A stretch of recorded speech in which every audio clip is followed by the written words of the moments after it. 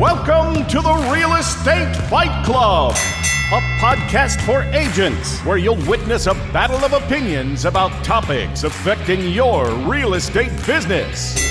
Now, always in your corner, here are your hosts, Jen Mertland and Monica Weekly.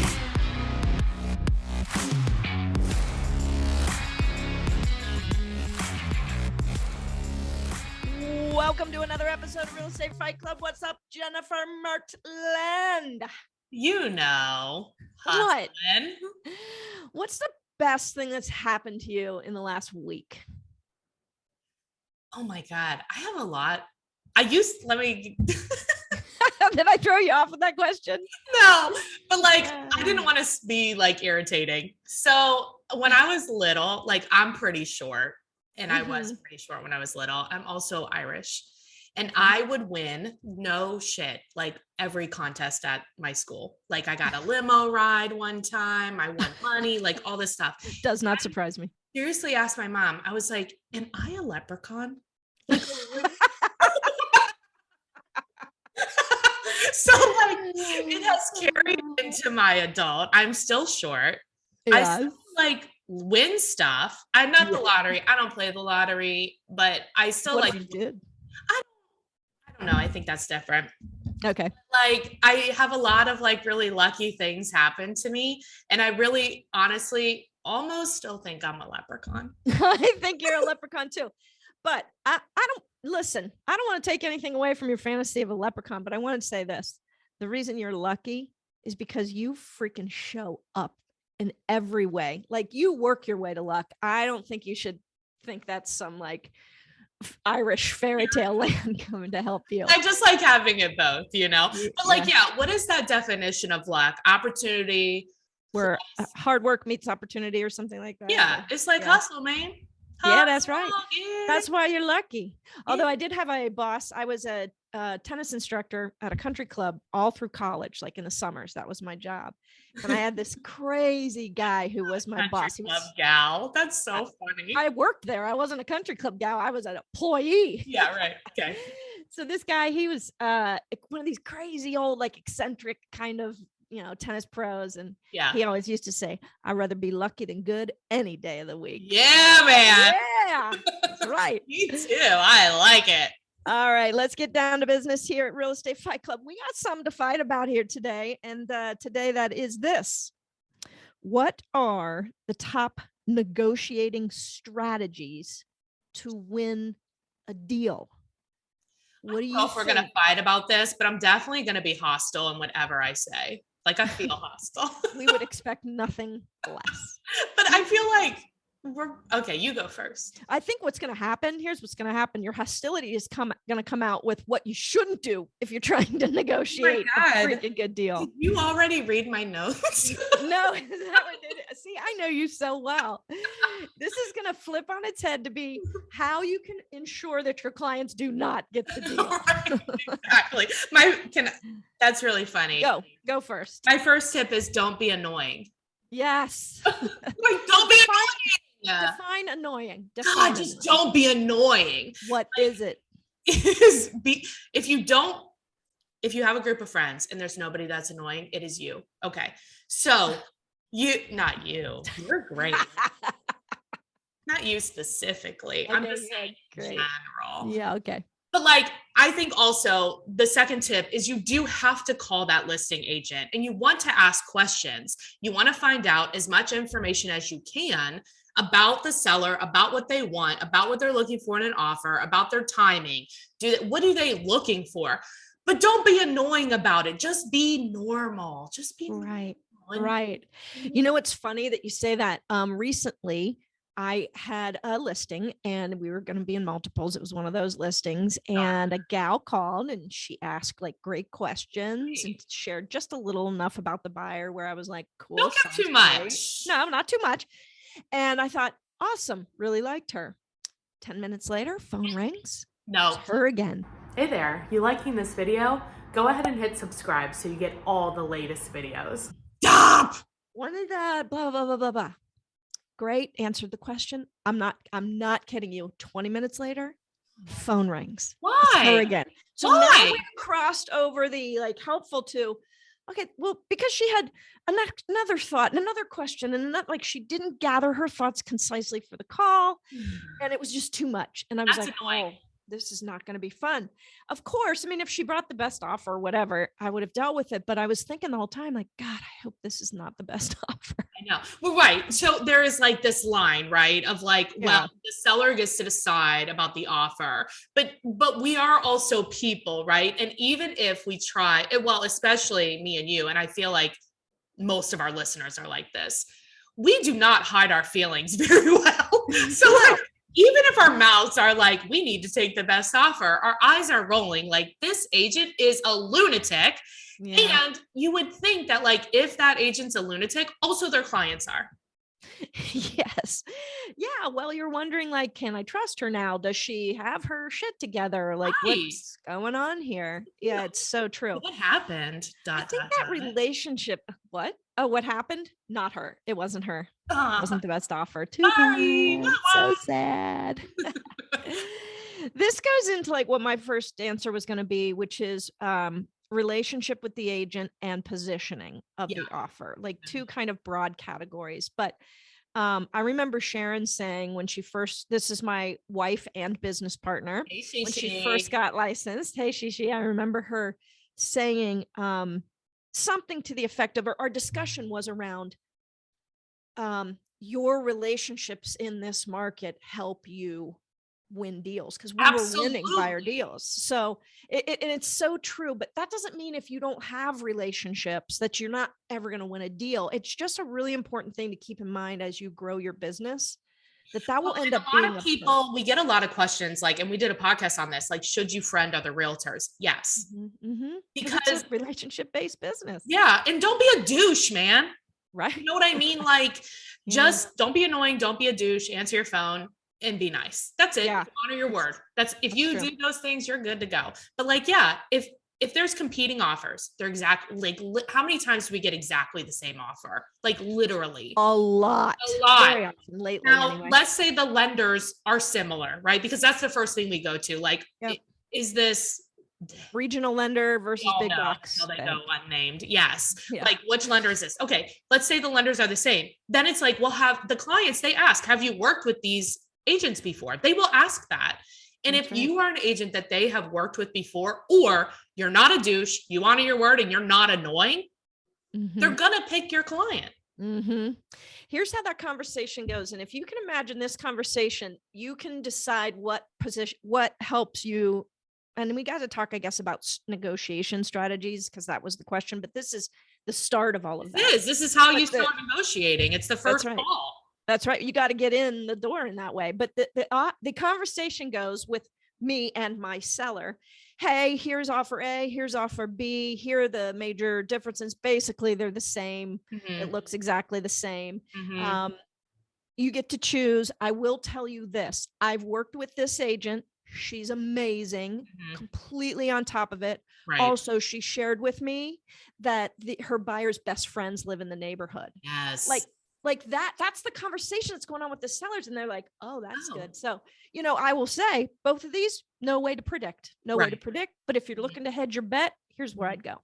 But that's why the first point of negotiation is that initial contact with the agent, because you're finding out about the seller, you're giving them what they want. If they want occupancy after closing, if they like whatever, that quick close, like whatever it is that they want, you know that now before you write the offer. And that's where your offer can be better than everybody else's from the beginning.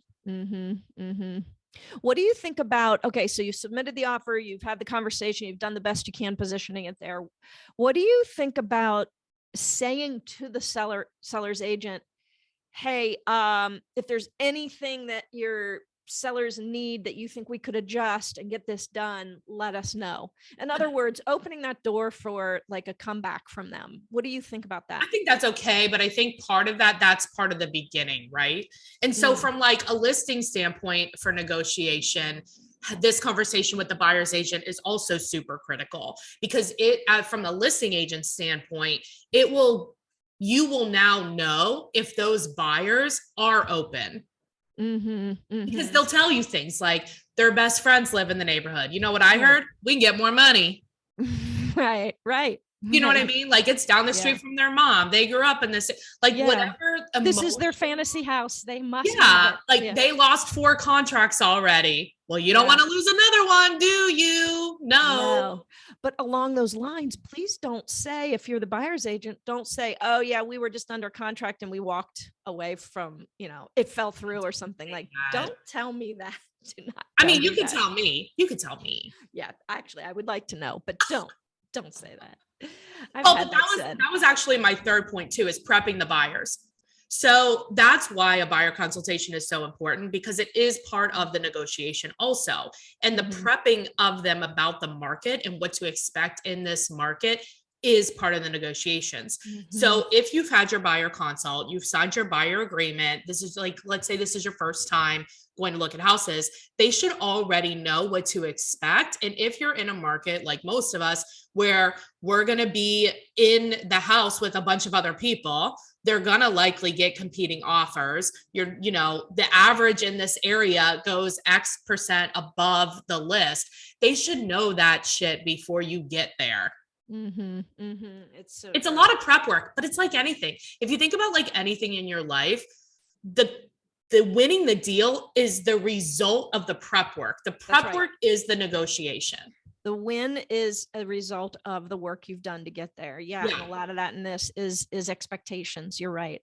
I think we did. And is this in the vault somewhere? The Jennifer Mertland vault, in that conversation with your buyers, helping them understand how a seller is going to rank certain contingencies.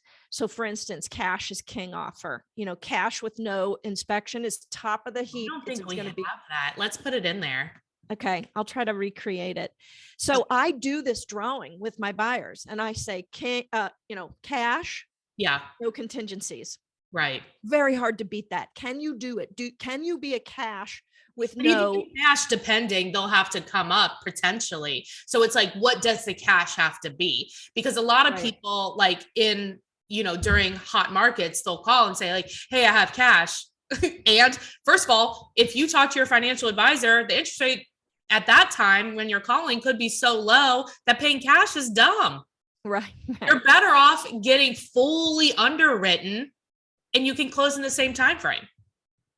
Yes. However, I think still cash is king. I think it still speaks louder than any sort of contingency. It depends on the neighborhood, and it depends on what discount you're thinking you're getting in your head or how much above you have to go.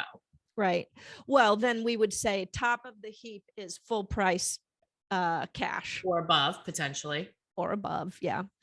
And I guess that's another good reason to understand what's the motivating factor for the sellers. Is it cash? Then, is it price? Then, well, also, and the motivation for the buyers. But as you're going through this conversation with this buyers that you say is so important, which it is, they've got to really understand why cash, because a lot of people don't understand that. Then you've got to say, all right, so you have a hurdle. It's called financing. It's fine. Most people do, but it's a hurdle. Right. And there's another hurdle because you're never going to buy this house without inspecting it because you're smarter than that. So there's a second hurdle. They've got to understand the ranks so that when we're talking about their FHA needing closing costs, need an inspection, need a house to sell, they understand why that is literally at the bottom of the pile. Right. Yeah. I think though too. Yeah. And we understand that they don't, but that's why you have to have the buyer consultation. You have to explain this to them. Yeah. So, there's a million videos and tips on like how you can write the offer, right? Like you're saying, releasing some of these inspections, like what are the options for us given your situation on if releasing any of these can make sense or how we can do it can make sense, because we've won offers before where I would pre-contact the inspector and I'd be like, hey, they're looking at offers and we should know by like 4:00 today. Can you get out there at 5? Can you get out there at 8 a.m. the next day? And then talking to the buyers and be like, hey, they will probably take our offer if we agree to let them keep it active until we're through our inspections. Yeah, because there's no harm, no foul. Like, that's a really smart thing. Yeah, like let's get it done. So like just thinking about each contingency and masterminding like what are our options here, because there's out of the box crap that people are doing that you haven't thought of. That's a really, really good out of the box. I hope you guys heard that. That's a real strategy right there. I love that. I have not actually had to do that, or I've not actually done that, but I like it. Yeah. I like it. You know, one thing I do is after I submit, after I, of course, call, and even if I don't know that agent, create a connection with them. Then I will, after submit, I will give some space, and then I will text, and I will say something to the effect of, if all things being equal and there's one thing we're behind on, but you really like the idea of this offer and my buyers and working with me, just let us have a moment to try to change that. Like, I mean, if there's one thing, that way she goes to the seller and they're like, no, this one's lower. And she's like, it's lower, but everything else is awesome. I know that agent. Let's see if we can get the cash out of them or whatever. No, I think that's an awesome strategy, because you're not being annoying. No, you're saying everything you want to say. It's a good follow-up, because like when you send the offer in, like I need to know that it's coming, like that it should be there, because if it's not, because that happens all the time, right? Like they send the offer and it's not there, and then they whatever, right? Yeah, if you're not making personal contact with that listing agent about this offer, it's not getting done. You're not doing your job. No. Yeah. Did you have another one? I thought you were on. I think positioning was what I was talking about, relationship with the agent, and then positioning. And that's where I was saying we really need the buyer to understand what's real in that ranking of a seller's like brain. Mm-hmm. Yeah. And then, so I had like positioning too, but mine was more about like, what is the seller asking for if you're the buyer? And then if you're the listing agent, I mean, strategies are also talking to the buyer's agent, finding out as much as you can. So right when they schedule their showing, I don't care if you have 30 showings, call the agent, because that is when they will, if they pick up their phone. Oh my God. Don't get me started. But that is when they're going to tell you everything about that buyer. So when they submit the offer, you have the leg up. Is that the right expression? Is it your leg? You have a leg up. You have a leg up. Why's your leg up? Like the rum guy? The Captain Morgan with his leg up. That? Like the offer's in your hand instead of rum and your leg is up. Awkward. We're gonna have to GTS that. You know what that means? No. Google that shit. You have to if you don't know the answer, you GTS. You know how much smarter we are now as human beings with GTS? Or are we dumber? I think we're smarter because we can look, hey, who was that actor that was in that one thing? There was a time where we had to live without knowing. Or we if you're just listening to this and you're not watching it on YouTube, you just missed. You are missing it. Gum projecting out of her. I got excited. I think that dang, man. Where'd it go? On the floor. At least it didn't go in my hair. What I find, oh my gosh.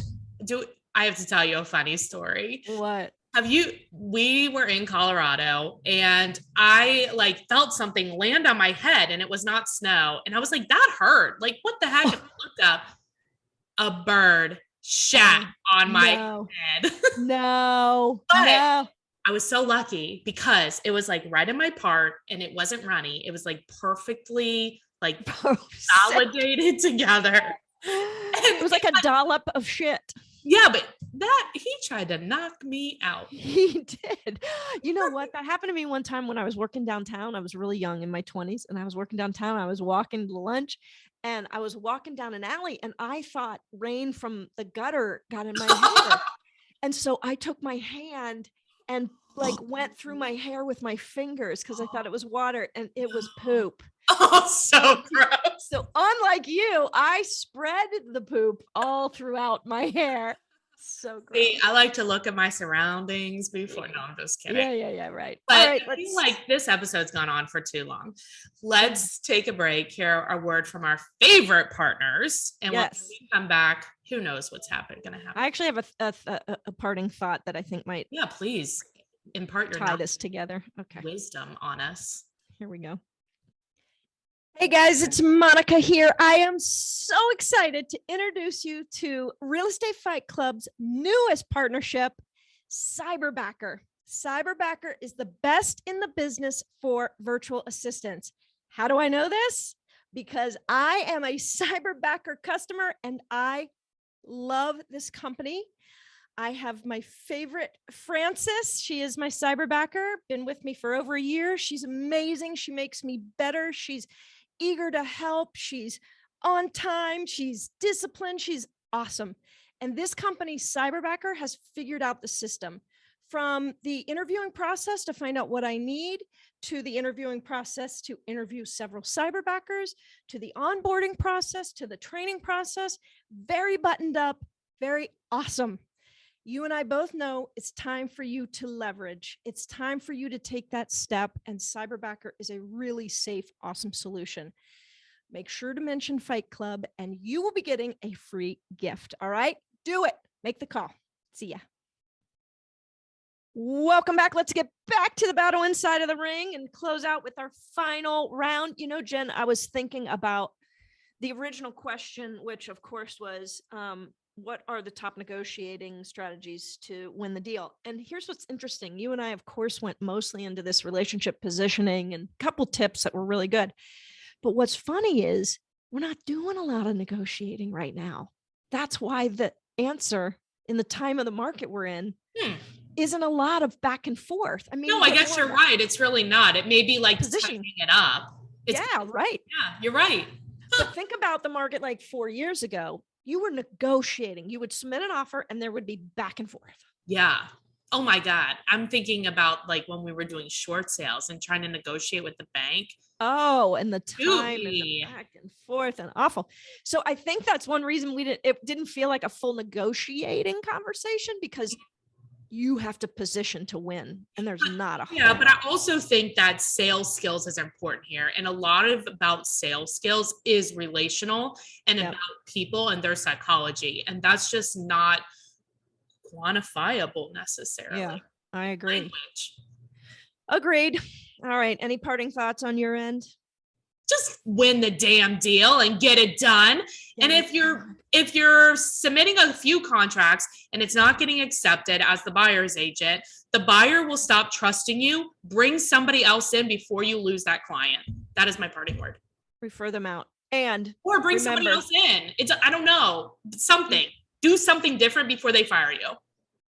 And you might need to fire them if they're not playing the game right. Stop wasting your time. Get them. All right. I think that's going to have to be the end of today's battle. If you've enjoyed this episode, please do us a favor and share it with somebody that you think might like what we're throwing down. Yep. And of course, always remember to go to our Facebook podcast page, which is called Real Estate Fight Club Podcast. Like it. We got Instagram going. We got YouTube going. We got all the things. All the things. We are social. We are. And of course, if you have a question for me and Monica, and if we can help you or you're thinking about a change, give us a call or a text at 513-400-1691 and stay tuned to hear our special guest. Yes. Bye, Monica. See you next time.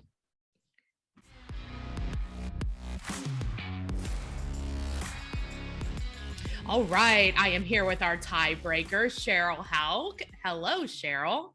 Hi, Jennifer. Good morning. How are you? Great. I am so happy that you're our tiebreaker for this. I want to tell people a little bit about why I was excited to have you on. So you are an EXP agent out of Tampa, Florida, which is great. I wish I was in Florida right now, but you know. Here we are. But you were part of the team that helped build the iBuyer program that EXP uses. And you work with a lot of investors. So you're doing a lot of like creative deal making. And maybe you can tell us a little bit about that. But what have you seen as like top strategies for winning the deal? Yeah, good question. And it's true. We are so fortunate to have the Express Offers iBuying platform because we know that in so many markets, the iBuying dynamic is prevalent and they're growing. So what's interesting is that we have the open door, the offer pad. We know what happened to Zillow. Oh. And we have a marketplace of 80 plus investor partners that we get to access and work with. And what I love so much about working with investors is it's not emotional, it's all numbers. Right. And it really is the art of the deal. Right.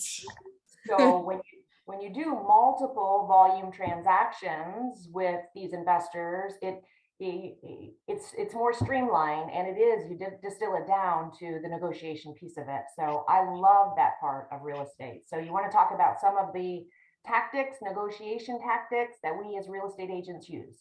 I think so. And I also want to hear, because you have an iBuyer that you're currently working with that maybe some of the audience can help you out with. So maybe after we talk about some of the top tips that maybe agents haven't thought of, you could tell us a little bit about more what they're looking for and see if we can help them do deals too. Yeah, I would love to share that, because Great. it's an irresistible offer for our sellers because they're paying retail. Right. And it's an irresistible offer for the agents because it's an opportunity for them to do volume transactions. Yes. Perfect. Yeah, I'd love to share that for sure. Cool. All right. So what are some of the tips that you've seen work that maybe traditional agents haven't really thought about doing, but could do? Yeah, well, what's interesting, and we start when we come in the business and we do our first deal and we're coming up against another agent, and somehow we see it as an adversarial. I'm going to get the best thing for my buyer, right? And that couldn't be further from the truth, right? Mm-hmm. Collaboratively, we work together to get it all done. Mm-hmm. And I think too many agents go into the deal posturing Yeah. that way. So if there's one thing that we could do different, it is how we approach the deal. Calm down is what I hear you say. That's right. Relax. Just drink a White Claw before you go into negotiations. Sometimes we're in the fight club, right? Exactly.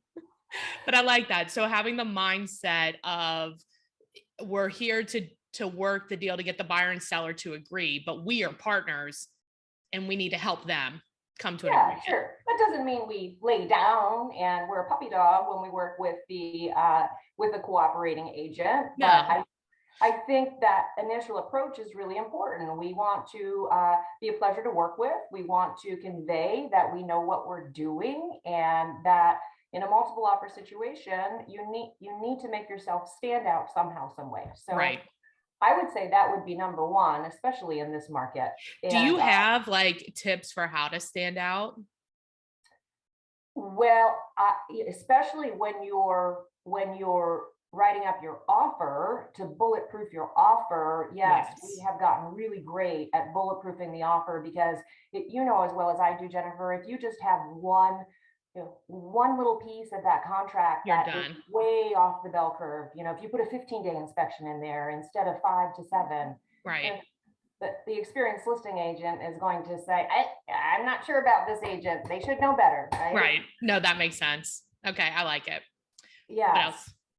So after developing that rapport and establishing your value in the transaction, I think it's really, really important for you to do your preparation. You just don't go into a negotiating call without understanding fully, first and foremost, what your client is after, what is ideal for your buyer in terms, close date, just to know exactly where they are. And then too many times buyer's agents do not get on the phone with the listing agent to determine and do that assessment. I just want to tell everybody that if they are a regular listener of this podcast, I promise you I did not prep Sheryl. Like these are her original thoughts. And I know that it sounds exactly like what I'm saying, but I promise you we did not collaborate. I talked to you for the first time about 2 weeks ago. I love that. I know, we're exactly the same. And it sounds like too, like in order to know like what your buyers want, a buyer consultation is imperative. Like you have to have it. That's how you learn this information.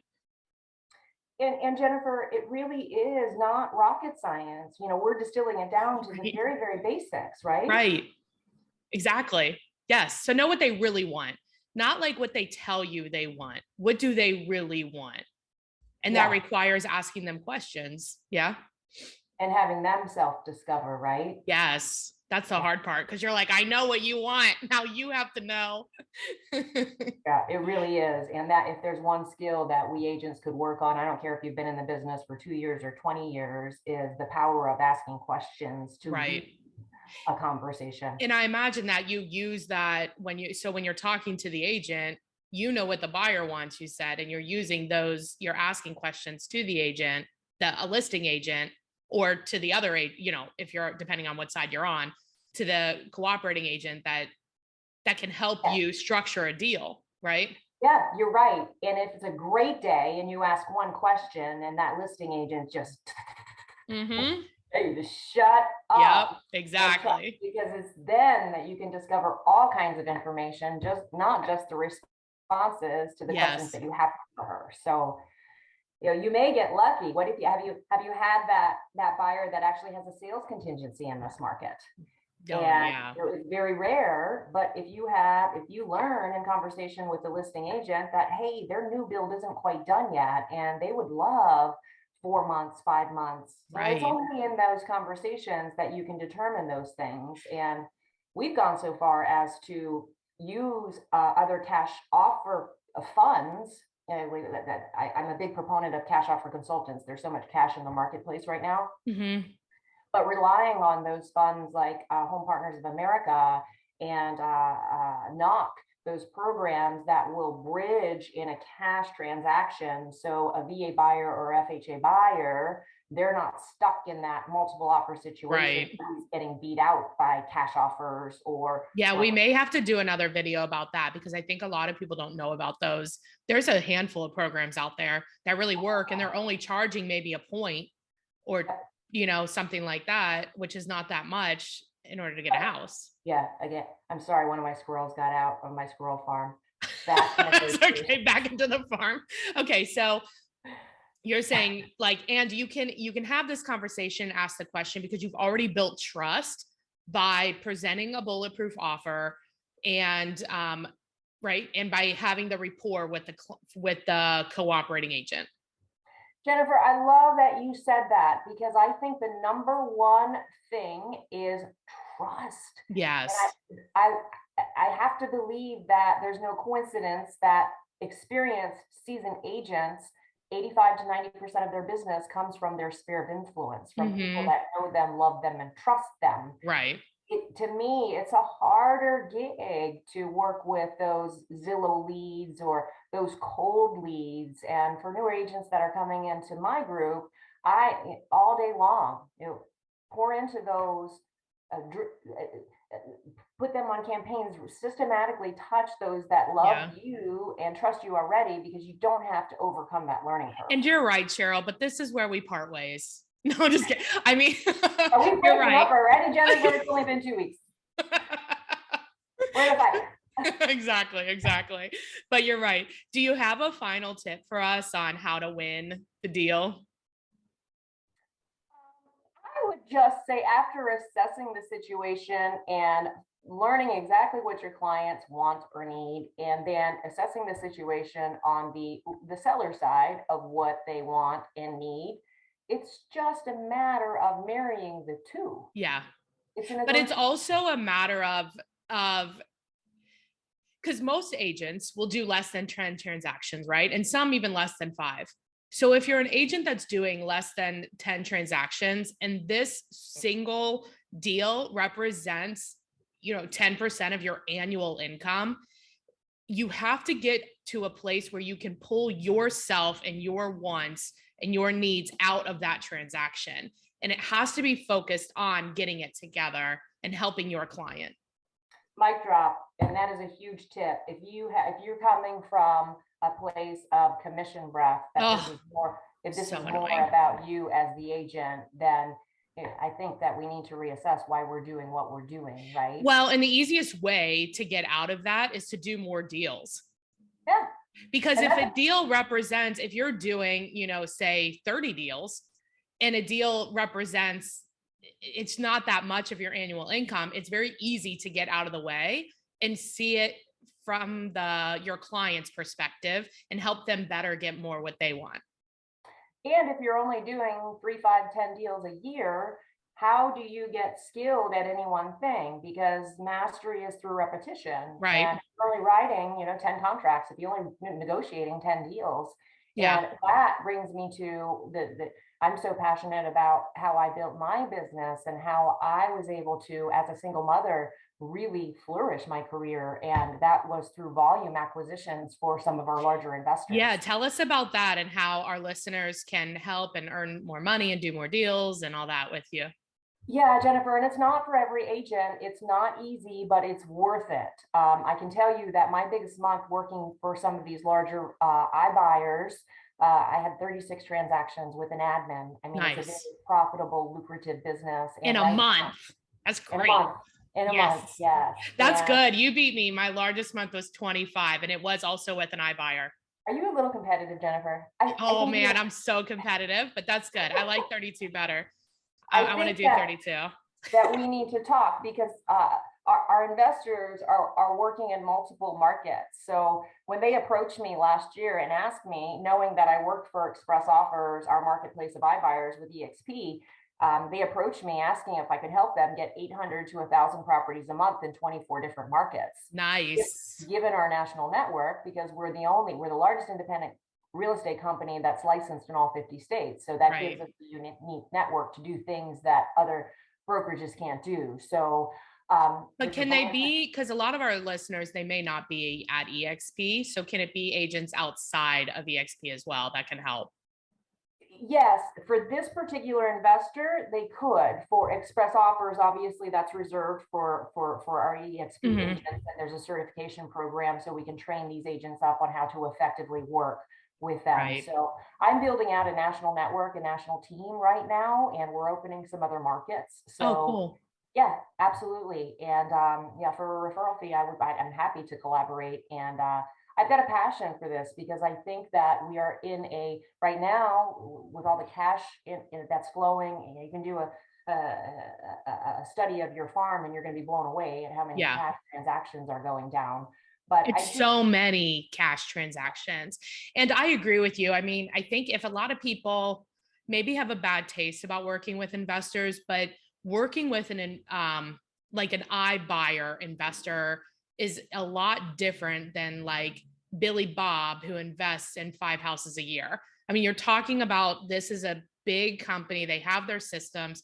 They're gonna buy 1,000 houses this year. It's not 2.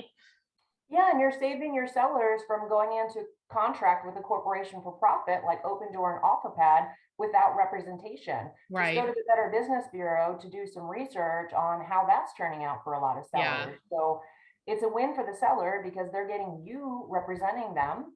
It's a win for you because you remain part of the transaction and you're negotiating 4 to 5% commissions because if they go on the MLS and there was a co-op commission, you're going to pay 5 to 7% there. You sell to Open Door as a seller or OfferPad, you can pay up to 15% in service. Right. It's crazy. Yeah. There's all these hidden things that happen on there.